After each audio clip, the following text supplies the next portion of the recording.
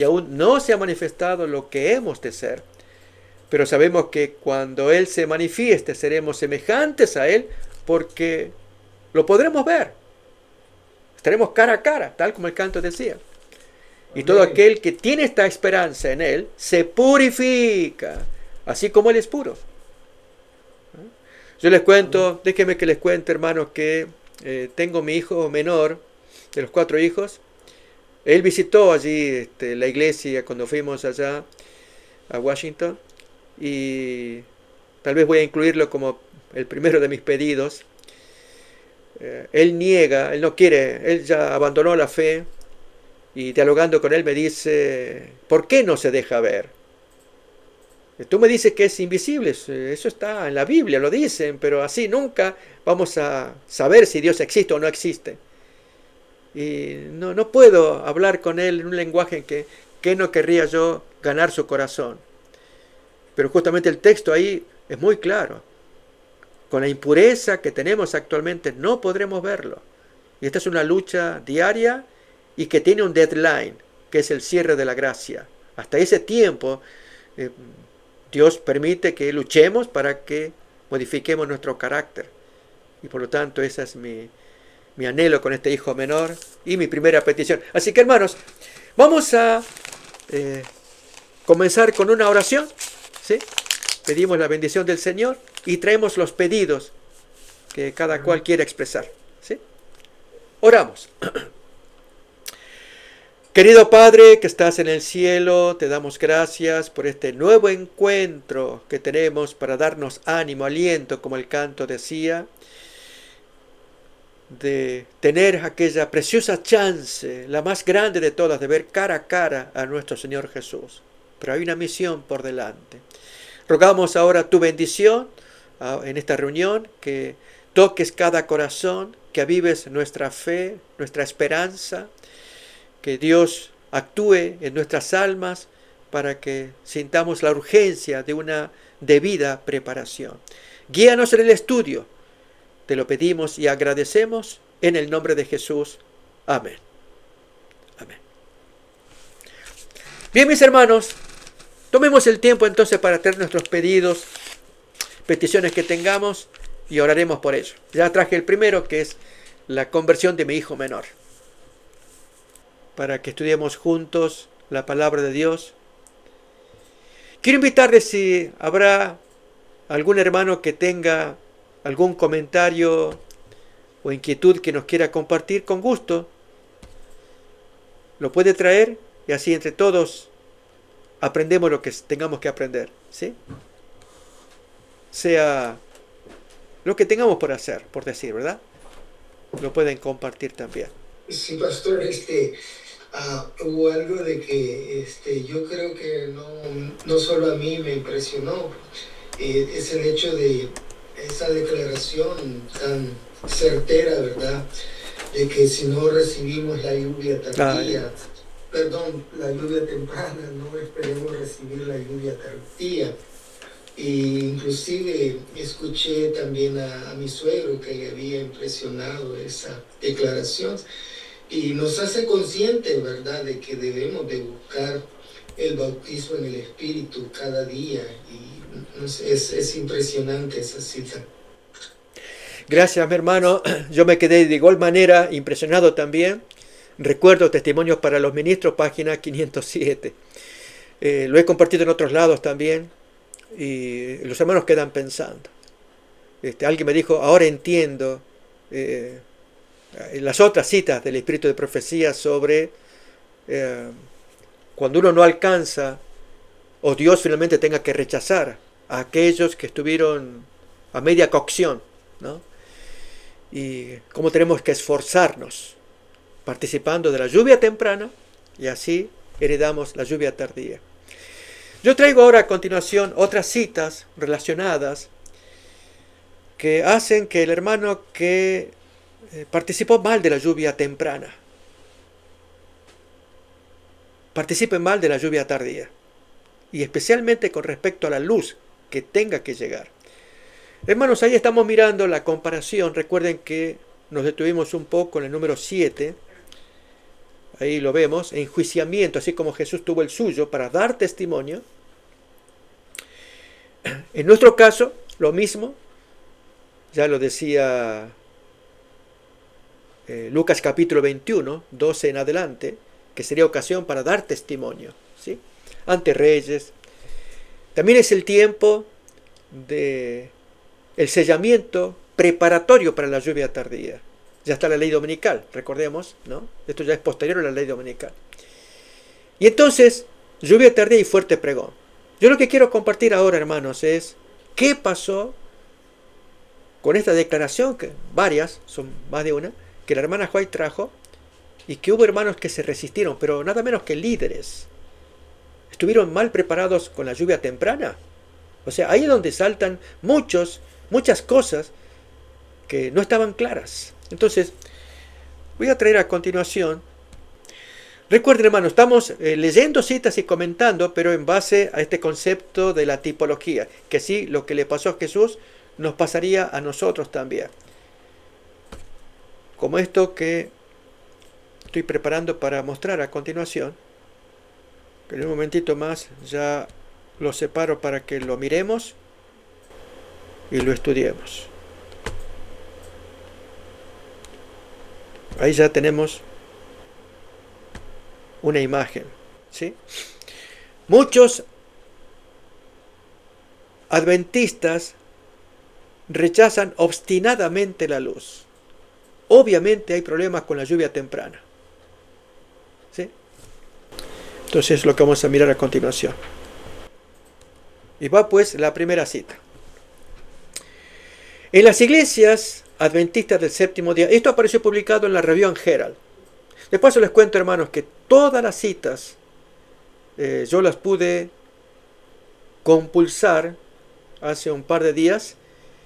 Les cuento que me quedé afectado porque estaba mal sentado y me agarró, no sé, una contracción en las piernas. Pero con la tableta, o sea, con la aplicación de escrito de Elena White número 2, que está libre para... Allí se las puede buscar, toditas, no hay una que no falte. O sea, felizmente el Patrimonio White publicó todo, ¿no? Esta yo la miré y es para pensar. En las iglesias adventistas del séptimo día habrá una manifestación maravillosa del poder de Dios, pero no obrará en favor de aquellos que no se han humillado ante el Señor ni abierto la puerta del corazón mediante la confesión y el arrepentimiento. En la manifestación de ese poder que ilumina la tierra con la gloria de Dios, o sea, el cuarto ángel, solo verán algo que en su ceguera considerarán peligroso, algo que despertará sus temores y se afirmarán para resistirlo. Debido a que el Señor no actúa de acuerdo con sus ideas y expectativas, se opondrán a la obra. ¿Por qué? Dicen ellos. ¿No deberíamos nosotros conocer al Espíritu de Dios cuando hemos estado en la obra por tantos años? Está hablando de líderes al frente de la obra. Para que se cumpla, mis hermanos, un texto que aparece en San Juan, capítulo 9, versículo 35 en adelante, cuando Jesús se le apareció al joven ex ciego expulsado en la sinagoga, y Jesús le pregunta: ¿tú crees en el Hijo de Dios? ¿Y quién es para que yo crea en él? Él le dice: pues lo estás mirando, el que habla contigo. Y ahí ese hombre curado asoció el rostro de quien le estaba hablando con el sonido del timbre de voz que él escuchó cuando fue curado, cuando recibió la orden que vaya al estanque y se lave el barro que le pusieron en el ojo. Entonces él asoció ambas cosas: el timbre de voz, él estaba ciego y ahora le podía ver el rostro, y dice: el que habla contigo, ese es el Hijo de Dios. Creo, Señor, y le adoró. Pero miren a continuación, frase de Jesús y la respuesta de los líderes: para juicio he venido yo a este mundo, para que los que no ven, vean. Y en el caso del ciego, por partida doble: ceguera física y ceguera espiritual. Ahora él ya puede ver al Cristo, porque se arrodilló y le adoró. Y los que ven, o dicen ver, sean cegados. Entonces algunos de los fariseos que estaban con él al oír esto dijeron, ¿acaso nosotros somos también ciegos? Él lo captó. Jesús dice, si fuerais ciegos, no tendríais pecado. Que es el caso de los obreros de la 11ª hora. El Señor tiene mucha ternura, hay una cita de Elena White, mientras es severo para con quienes rechazan la luz, y los castigos van a venir muy severos, tiene mucha ternura, mucha compasión para con la gente que estuvo ciega en Babilonia, y salen de a miles, así es como dice Elena White. Evangélicos, ahí viene la mayoría, católicos, de ahí viene la mayoría, luego evangélicos, y yo me pregunto si ateos, espiritistas o de otras religiones, sorpresa tras sorpresa van a ver, a último momento. Bien, esa gente salen, ellos son ciegos o eran ciegos, pero entonces ahora reconocen el mensaje y salen. Si fuerais ciegos, no tendríais pecado. Mas ahora, porque decís, vemos, como el buen laodicense, no necesito porque yo veo. Vuestro pecado permanece. Si rechazan a Cristo, el pecado está ahí. Entonces completo esta cita que estamos leyendo en la pantalla, que al final cuando ellos dicen, ¿por qué no debiéramos nosotros conocer el Espíritu de Dios cuando hemos estado en la obra por tantos años? Algo similar dirá Sedequías, hijo de Kenana, en 1 de Reyes capítulo 22, cuando de una bofetada le dice a Micaías, Micaías le está profetizando a Acab que iba a ser destruido, que si él salía en la batalla para recuperar Ramot de Galaad, dice el texto, él moriría. Y entonces ahí le cuenta una visión. Micaías, genuino profeta, en medio de 450 profetas falsos que estaban alrededor. Profetas de Jehová, por cierto, no son de Baal. Y él le profetiza. Yo vi esta visión. El Señor se apareció y le pregunta a los espíritus. A ver, alguien que me diga cómo hacer caer a Acab. Oye pues palabra de Jehová, dice Micaías a Acab. Yo vi a Jehová sentado en su trono y todo el ejército de los cielos estaba junto a él, a su derecha y a su izquierda. Y Jehová dice, ¿quién inducirá a Acab para que suba y caiga en Ramot de Galaad?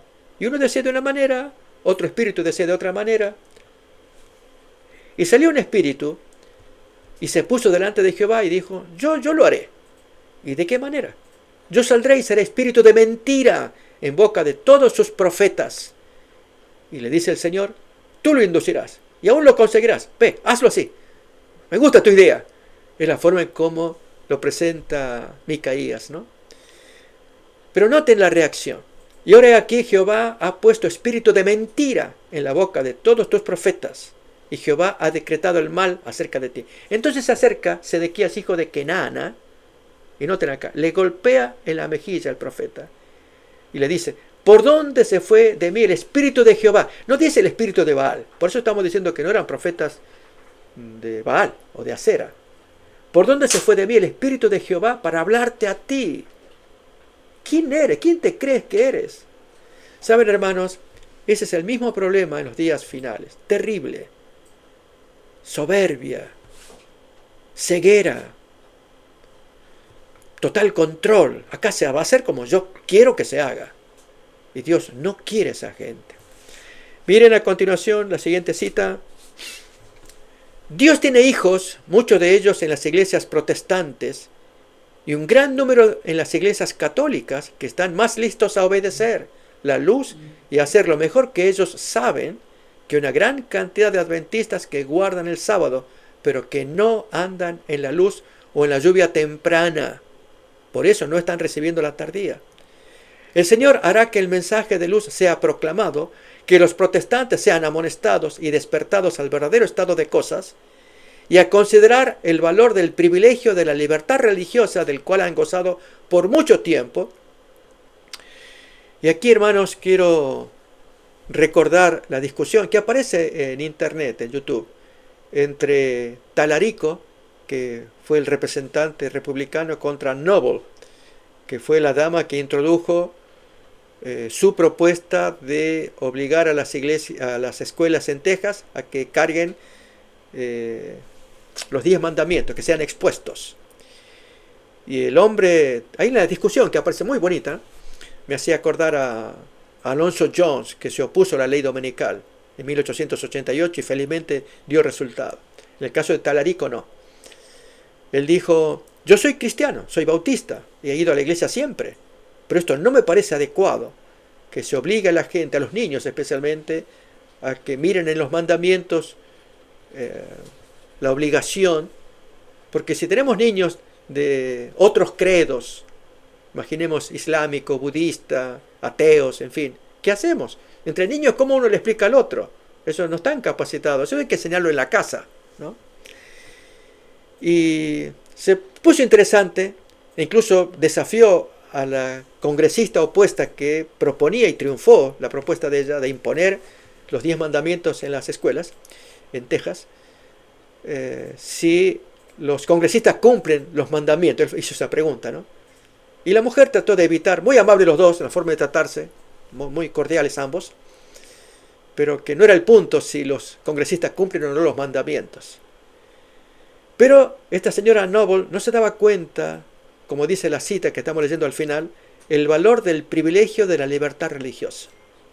No vio sabiduría en lo que traía Talarico. Que al imponer algo, ¿qué hacemos con la gente que está de la vereda de enfrente? ¿Lo vamos a imponer también? El caso del ateo que no cree y que le enseña a su hijo a no someterse a Dios, porque es ateo. Y el niño crece, porque era este mandato, esta ley era para las escuelas. Yo dije de familias islámica, budista, o de cualquier credo, ¿sí? Que tienen su visión diferente, y en consecuencia los 10 mandamientos también. Y viven en libertad, que no se imponga. Es una cuestión que, de paso, hermanos, Alonso Jones trata el tema de una manera sabia, magistral. Ya vamos a mirar alguna cita después o alguna imagen que quiero compartir. Que los 10 mandamientos caben en lo que respecta a la segunda parte de la ley, que es del 5.º mandamiento hasta el final. Eso sí, tiene que legislar la autoridad civil. Pero la primera parte no le cabe al hombre legislar acerca de no tener dioses ajenos, de no arrodillarse ante las estatuas, de no blasfemar el nombre de Dios, ni mucho menos imponer algún día de adoración. Eso le cabe a Dios y a la conciencia del hombre. El hombre no puede legislar ahí, no puede meterse allí. En lo que respecta a la sociedad civil, sí. Eso es el argumento que usa Jones en su defensa, en su negación. Ahí tenemos una imagen de este profesor y pastor, en su rechazo de la ley dominical en 1888.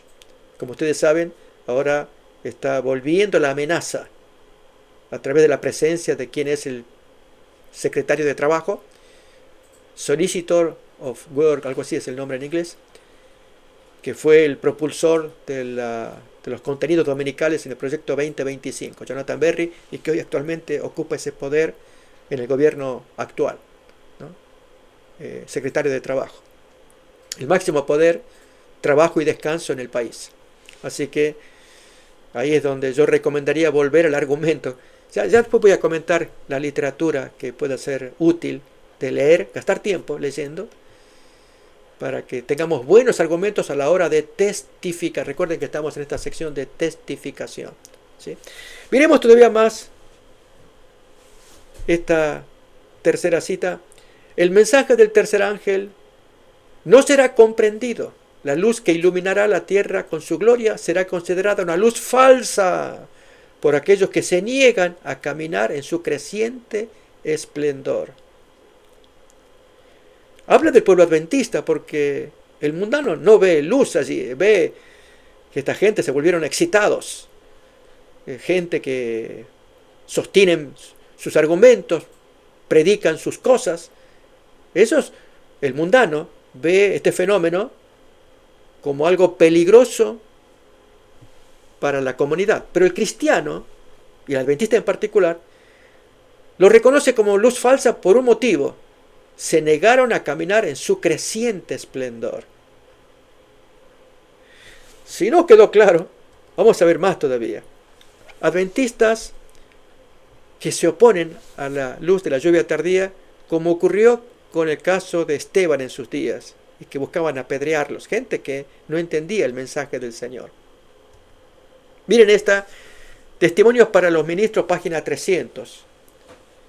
Dice así: a menos que los que puedan ayudar en tal parte despierten y comprendan cuál es su deber, no reconocerán la obra de Dios cuando se oiga el fuerte clamor del tercer ángel. Así es como se expresa la luz del cuarto ángel. Cuando resplandezca la luz para iluminar la tierra, en lugar de venir en ayuda del Señor, desearán frenar la obra para que se conforme a sus propias ideas estrechas. Permítame decirle que el Señor actuará en esa etapa final de la obra en una forma muy diferente de la acostumbrada. Saben, hermanos, ya se nos está diciendo que Dios va a actuar a contrapelo.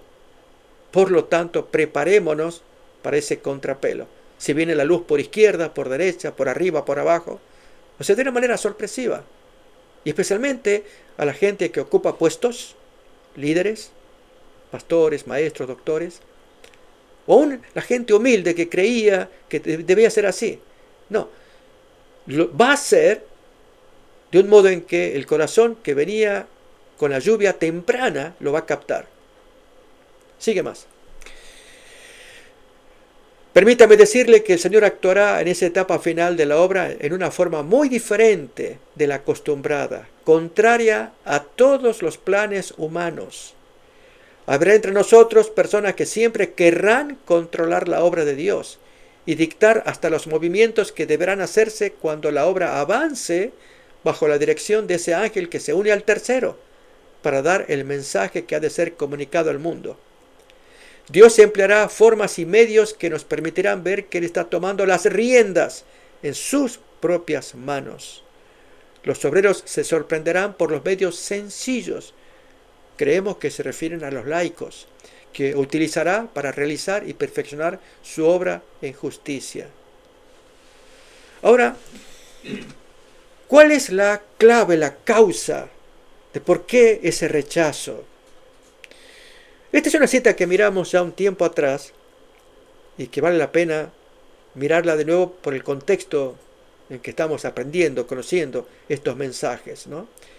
Que la luz viene y va a llegarle a los que están sellados, que participaron de la lluvia temprana, ahora van a participar de la lluvia tardía, previo sellamiento. Y eso los capacita para que su corazón esté muy atento y reciban ese poder impelente. Pero hay gente que no, adventista, por un motivo. Y ahí tenemos el título que nos va a decir la clave.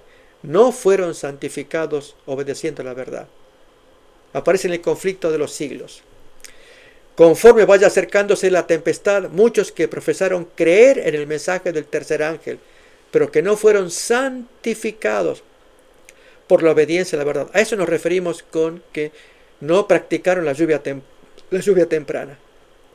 Esto, hermanos, tiene que ver con alimentación, con indumentaria, con la guarda del sábado, por ejemplo, las puntas del sábado, cuando se nos dice cuídense de las conversaciones el sábado.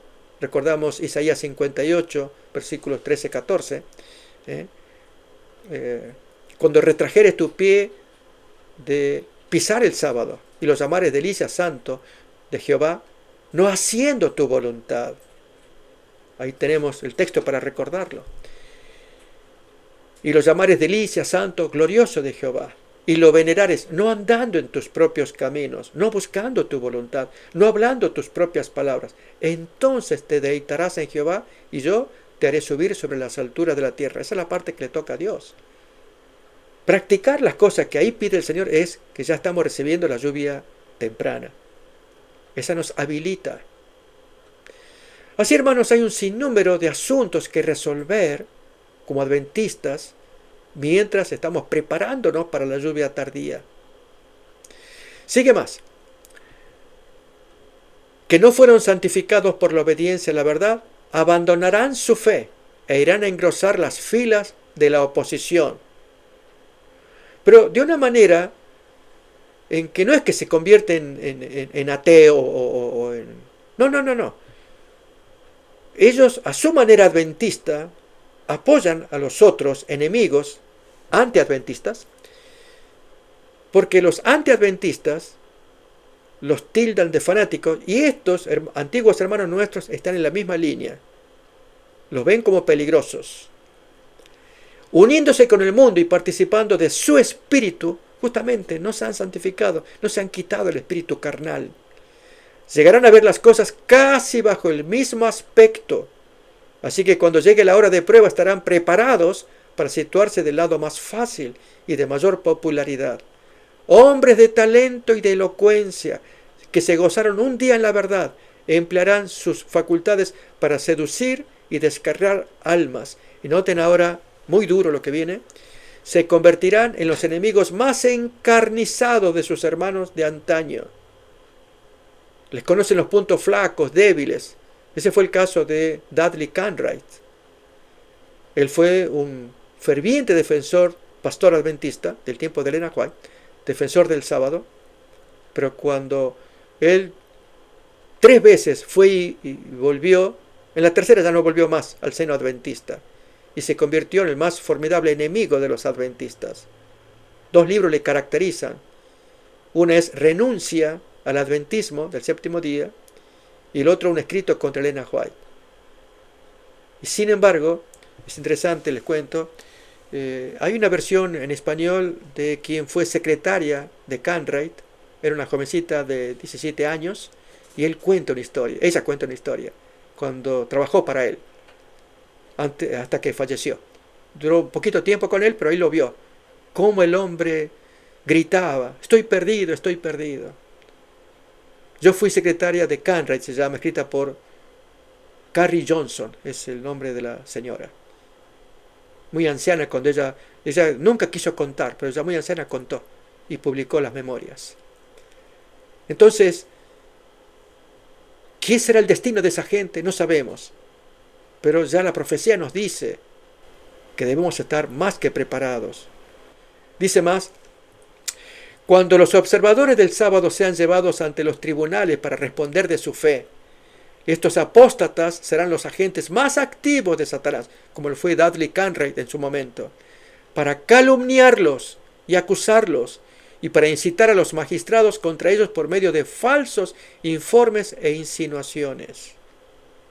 Pura mentira, pero ya están entregados al diablo. Esta otra cita, según las pruebas se vayan acrecentando a nuestro alrededor, se mostrarán en nuestras filas tanto la desunión como la unidad. Algunos que están en estos momentos preparados para empuñar las armas espirituales, cuando lleguen los tiempos de real peligro, pondrán de manifiesto que no habían edificado sobre la roca firme. Cederán ante la tentación. Quienes hayan recibido una gran luz y grandes privilegios, pero que no los hayan cultivado. Otra vez, el concepto de la lluvia temprana. Así es, José, gracias por recordar ese hecho, el testimonio de su suegro también, y que esto cada vez sea más claro para todo el mundo adventista. Si no han recibido el amor a la verdad, serán cautivados por las falsedades del enemigo, le harán caso a los espíritus seductores y a las doctrinas de demonios, y abandonarán la fe. Y completo allí, algo que no leí, pero lo completamos. Quienes hayan recibido una gran luz y grandes privilegios, pero que no los hayan cultivado, nos abandonarán utilizando cualquier pretexto. Lógicamente, viene el momento de apuro, de persecución, no está el Espíritu Santo morando en ellos, no tienen el poder de Dios para resistir, sabiduría para contestar. ¿Qué argumentos pueden usar? Y se van a justificar estando del otro lado. Gracias. No, hermanos, el Señor nos está llamando a todos a que nos unamos en oración, en humillación, confesando nuestros pecados y sobre todo modificando lo que haya que modificar, mientras el carácter se va preparando para recibir la lluvia tardía. Acordémonos que puesta la ley dominical, comenzaría el sellamiento es donde se pone la marca a unos, el sellamiento a otros, y luego de ello, la lluvia tardía para predicar, porque Dios quiere salvar a todos los que pueda salvar. Y ahí es cuando vienen los obreros de la 11ª hora, gente que uno no imaginaba. Y la hermana White dice en otro lado, ocupan las filas raleadas por los otros que se fueron. ¿Se acuerdan que en la parábola se quejaban los trabajadores que habían trabajado más horas? Querían mayor paga de aquellos otros que trabajaron apenas 1 hora. Y el maestro, a propósito, contó la parábola al revés. Cuando dijo el amo al criado, págale desde el último al primero. Y al último le dio el salario del día, con 1 hora de trabajo. Y los otros se quejaron. Mis hermanos, ¿cómo habremos de quejarnos si a último momento entra gente para ser salvada? Muy buena la ilustración del maestro, que nos ayuda a nosotros a amar la viña del Señor, que es salvar a la gente, contratar a todo lo que se pueda, que vengan a la viña, orar por esa gente. Eso es lo que tenemos que hacer, mis hermanos, y orar por nosotros, cuidarnos. Y entonces estos mensajes de la tipología nos ayudan a cobrar más conciencia. Como yo dije, recuerden, hermanos, una frase que la dije al comienzo. El grupo se divide, o el mundo se divide en 2 grupos.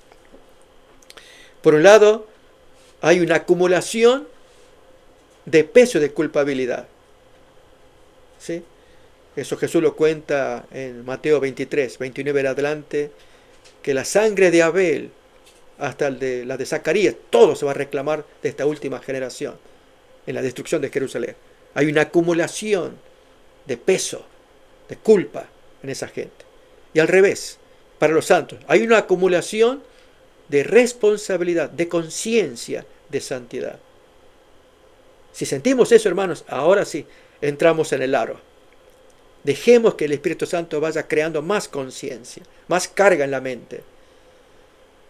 Hubo alguien que hoy me llamó y que me decía, no, con esto que estoy escuchando mejor no hubiera llamado.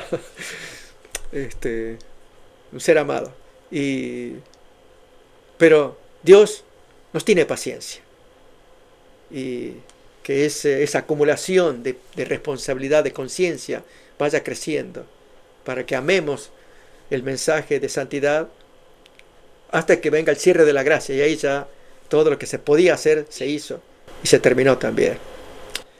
Mis hermanos, quiero darles tiempo si habrá algún hermano que quiera reaccionar, comentar, opinar, y después de ello tendremos la oración final. Gracias, pastor, por esas citas, y me gustó mucho el haber tocado ese punto sobre la libertad religiosa, porque a veces es bien difícil hacerle entender, inclusive a nuestros hermanos adventistas, que esas leyes, porque hay muchos que aplauden eso, ¿no? De que se quiera legislar el poner los mandamientos de Dios en las escuelas, ¿verdad? Hay muchos que aplauden y dicen que bueno, pero no se dan cuenta que va en contra de la libertad religiosa, y que si ahorita nosotros apoyamos eso, en este momento, en el futuro, pues tendremos que apoyar el hecho de que se legisle otros tipos de leyes religiosas, incluyendo la ley dominical, ¿verdad? Es como que nosotros le estamos dando un aval al gobierno de que se meta en cosas que no le corresponde meterse. Pero sí, muchos aplauden esas medidas sin darse cuenta de que va en contra del principio de la libertad, ¿verdad? Y que Dios es amor, y el amor va estrictamente ligado a la libertad, ¿verdad? Y muchas veces inclusive nosotros actuamos de tal manera que nos olvidamos de ese principio de libertad y queremos imponer nuestras creencias o nuestras costumbres a otros, ¿verdad? Independientemente de que sean buenas, ¿verdad? Yo podría poner en mi caso, el caso del comer carne. Yo no como carne por varias razones, obviamente razones espirituales también, pero yo no puedo imponer mi estilo de vida a otros, ¿verdad? Mis costumbres a otros, sino que debo de respetar la libertad de los demás, ¿verdad? Yo pienso que la iglesia está allí para influenciar, para orientar, para informar, pero nunca la iglesia está para imponer, ¿verdad? Entonces sí, me gustó mucho esa parte de la libertad religiosa. Y para hacerla más complicada, José, y a la vez más atrayente este concepto, quiero contar una historia que aparece en el libro El Día del Dragón, de Clifford Goldstein. Una extraña historia y que refleja más todavía, más cabalmente, por qué tenemos que ser defensores de la libertad, que no se imponga por ley aquello que creemos que es saludable para unos y perjudica a las minorías. Cuando hay minorías que tienen su derecho de creer y practicar como es, mientras no atente contra la salud de la sociedad, que en ese caso tiene que intervenir la justicia. Pero cuando se va a imponer un derecho, una obligación, una ley, como la que voy a contar a continuación, y afecta a la minoría, allí tenemos que defender las minorías, porque tarde o temprano de eso se trata. Acordémonos que este fue el argumento que usó Caifás en Juan capítulo 11 para sacarse de en medio a Jesús. Cuando él dijo, ustedes no saben lo que, porque vinieron testigos de la resurrección de Lázaro y querían una opinión de los líderes. Y el Sanedrín estaba muy alterado, allí en los versículos 47 en adelante, y se puede observar en Juan capítulo 11. Y entonces Caifás es el maestro de la ideología diabólica, cuando él dijo, ustedes no saben lo que conviene, qué es lo que conviene hacer, ¿no? Miremos. Entonces Caifás, uno de ellos, sumo sacerdote aquel año, dijo, vosotros no sabéis nada, ni pensáis que nos conviene que un hombre muera por el pueblo y no que toda la nación perezca. Es decir, nos sacamos la minoría, pero salvamos la mayoría. Ese es el argumento que se usa acá. Esto no lo dijo por sí mismo, sino que como era el sumo sacerdote aquel año, profetizó que Jesús había de morir por la nación. Y no solamente por la nación, sino también para congregar en uno a los hijos de Dios que estaban dispersos. Así que desde aquel día acordaron darle muerte, luego de la resurrección de Lázaro. El argumento que quiero contar, hermanos, es este. En Estados Unidos hubo un momento, un tiempo, en que se hizo notorio el caso de un indio, un indígena, que había sido despedido de su trabajo porque había celebrado un rito en una compañía en la cual él era empleado. La compañía tenía como premisas y requisitos el no fumar. Pero este aborigen escogió un cuarto especial y practicaba su religión. Y fumó un cigarro que se llama peyote. Entonces, inmediatamente tomaron cuenta los dirigentes y lo echaron del trabajo. El hombre se defendió yendo a abogados. Y curiosamente, los abogados de la iglesia adventista aparecieron defendiendo al Señor. Pero ¿cómo es eso? Si el hombre fumaba, ¿cómo vamos a defender el cigarrillo acá en este caso, ¿no? Y esa no fue la respuesta de los adventistas, de los líderes que estuvieron ocupados en ese caso, sino que defendían la minoría, que acá había una situación de discriminación, porque el hombre ya había dicho que él era de esa religión, digamos, religión indígena, que él practicaba esta cosa, había escogido un cuarto especial, que no molestaba a nadie, y ahí tenía su servicio, el religioso, en fin, fumarse el peyote. Por supuesto, nosotros como adventistas no estamos de acuerdo con el cigarrillo, absolutamente. Pero sí estamos de acuerdo con la libertad religiosa y la defensa de las minorías. Y no sé en qué quedó el caso, pero fue llamativo que los adventistas estén apoyando a este indio en su defensa, en su lucha para recuperar el trabajo y que se conozca que había habido una discriminación contra él. Entonces, hermanos, con esto queremos enfatizar que como adventistas tenemos que ser conocidos como quien defendemos la libertad personal, la separación de iglesia y Estado, que el Estado no imponga leyes, excepto aquellas que tienen que ver con la segunda parte de la ley, Por ejemplo, está pasando en países de Europa la expulsión a las comunidades musulmanas. No sé si ustedes tienen acceso a algunos shorts que aparecen por ahí en inglés de las doctrinas musulmanas, que están muy interesantes. Y qué es lo que trae el Corán contra los cristianos y los judíos. Y ahí citan las suras, que son los capítulos, y las aleyas, los versículos. Increíble, increíble. Y no obstante, acá en este país, en Nueva York, ya se nombró al intendente musulmán, Mandani, y aún aparece con el presidente Trump también. Sin imaginar lo que esto puede traer cuando en Europa, aún en Japón, están viendo cómo expulsar a esa gente. Porque defienden la segunda. No es que uno está en contra de la religión de ellos. Que ellos, los radicales mayormente, ¿no? Hay moderados musulmanes que dicen, no, nos están conociendo mal por causa de esa gente radical. Pero ellos traen otro estilo de vida y quieren imponerlo. ¿Sí?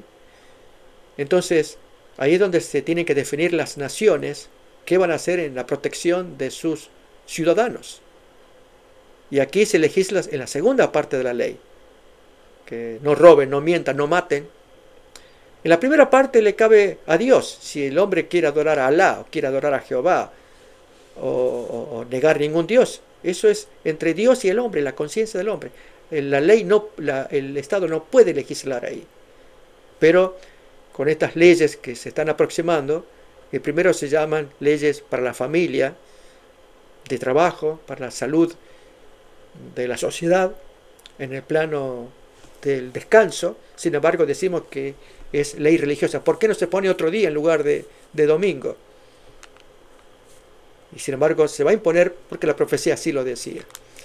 Así que, hermanos, agradezco que estemos unidos en la misma página, estudiando la profecía, la palabra de Dios y preparándonos también para los eventos finales. Vamos a concluir pidiendo la bendición del Señor en esta oración, ¿sí? Inclinamos el rostro y oramos. Querido Padre que estás en el cielo, te damos gracias por este tiempo que nos diste para estudiar la palabra de Dios, para mirar en estos textos del Espíritu de profecía la mejor preparación mientras estamos de camino. Vamos de camino a la Canaán celestial, pero debemos cuidarnos de los errores, falsas enseñanzas, falsos maestros, de traiciones venideras, y contar con el solo poder de Dios para dar eficaz testimonio ante los incrédulos para salvación de muchos que oirán el testimonio como nunca lo han entendido, y muchos ingresarán a las filas a último momento. Querido Padre, pido que bendigas a la iglesia del remanente en su conjunto, bendigas a sus líderes, y todos nos preparemos adecuadamente según tu voluntad. Y también rogamos por los pedidos que se trajeron hoy, que los atiendas y nos concedas tu merced en tu amor. Señor, rogamos tu bendición y lo agradecemos en el nombre de Jesús. Amén. Amén. Gracias, hermanos, por acompañarnos. Deseamos que Dios les bendiga y nos estamos mirando entonces en la siguiente reunión, el próximo viernes. Dios les bendiga. Hermano, que tenga una feliz noche. Amén, amén. Gracias, gracias. Gracias. Feliz noche, hermano. Gracias. Bendiciones. Bendiciones a todos los hermanos. Buenas noches, hermanos. Buenas noches.